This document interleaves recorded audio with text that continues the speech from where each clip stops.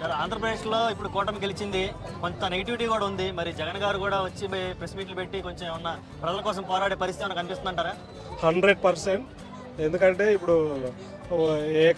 ఏకగ్రీవంగా వాళ్ళు ఏదో గెలిచారు ఎక్కువ సీట్లు అనేది కాదు, కానీ వేరే వాళ్ళు కూడా ఆపోజిషన్ కూడా 100% ఉంటేనే ప్రజల్లోకి ఎంతవరకు వెళ్తుంది ఏంటి అనేది ప్రజలకి తెలుస్తుంది. అదేవిధంగా ఎవరైతే ఇప్పుడు గెలిచారో వాళ్ళకి కూడా తెలుస్తుంది.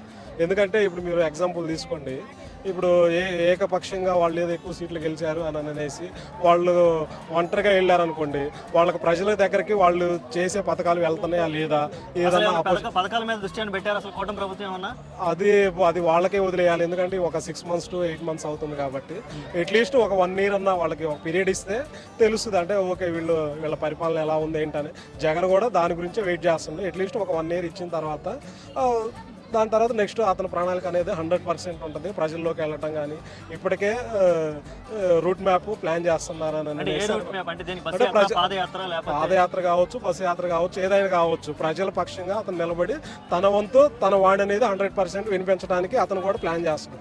అలా చేస్తేనే నెక్స్ట్ టైం తనకు అవకాశం ఇస్తారు. లేదు లాస్ట్ 5 years అతను చేశాడు ఏదో టైం పాస్కి వచ్చేసి తర్వాత ఖాళీ కూర్చుందామని కాదు కదా.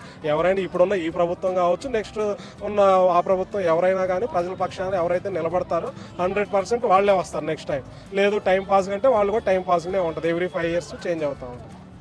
ఓకే, ఇప్పుడు ఆంధ్రప్రదేశ్లో కొత్త ఎలివేషన్ అంటే వచ్చింది, అదే డిప్యూటీ సీఎంగా నారా లోకేష్ గారిని ప్రకటించండి అనేది ఒకటి వచ్చింది. ఆల్రెడీ పవన్ కళ్యాణ్ గారు డిప్యూటీ సీఎంగా ఉన్నారు కదా, అంటే వాళ్ళకి పడట్లేదు అప్పుడే, లేకపోతే ఏమవుతుంది? కూటమి చీలిపోయే అవకాశాలు ఉందా? ఇది స్టార్టింగ్ అనుకోవచ్చా?